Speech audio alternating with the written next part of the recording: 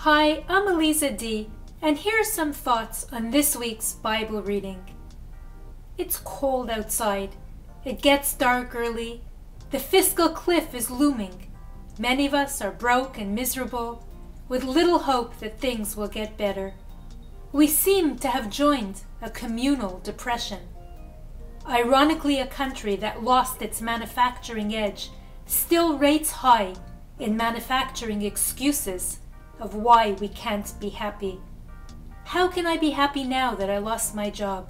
How can I be happy when the whole country is going to hell? How can I be happy when I can hardly afford the rent? From disappointment to disappointment, we hop along as the sun seems to set on our hopes and desires. And it becomes easier day by day to become apathetic and lazy and to adjust our eyes to the darkness instead of searching for the light. And I'm here to tell you to stop. We cannot walk away from ourselves in life and fall into a depression and start gaining weight and drinking too much and smoking too much, as if doing all that would cure our problems. With those tactics, we go to bed with one problem, but we wake up with two. We need to stop courting our misery as if it was some great lover. Happiness, my friends, is not a destination. It's a companion that we have to feed on a daily basis. I think part of the problem is that we were raised on fairy tales and the Hollywood version of what life is all about. And they all lived happily ever after is the ending we expect.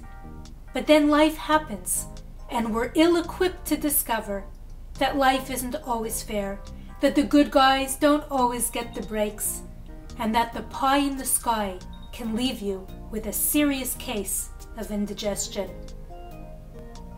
Interestingly, it is at this time of year, when the nights are longest and darkness seems to prevail, that we read about the story of Joseph, who found himself in the darkness of a pit into which his brothers cast him, and then later found himself in the darkness of Pharaoh's dungeon. If anyone should have spent the day being miserable and playing with the lint in their bathrobe pocket, it was him. However, in this week's Bible reading, we learn something very interesting about Joseph's attitude throughout his suffering. The dungeon to which he is condemned is called Bet HaSohar, which in Hebrew means the house of light. Even in the depths of a dark dungeon, Joseph maintained his faith in God.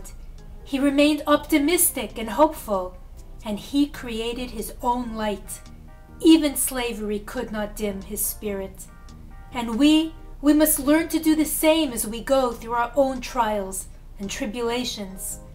Don't let circumstances turn you into a grouch potato, instead of waiting in despair to find the light. Be the light, create the light. With laser-like intensity, keep hope shining until it cuts right through the dungeon wall. Life, it's not about having fairy tale endings.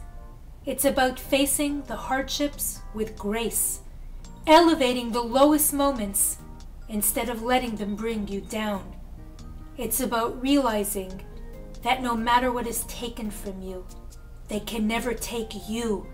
Yes, the sun will come out tomorrow, but until then, keep on shining on your own.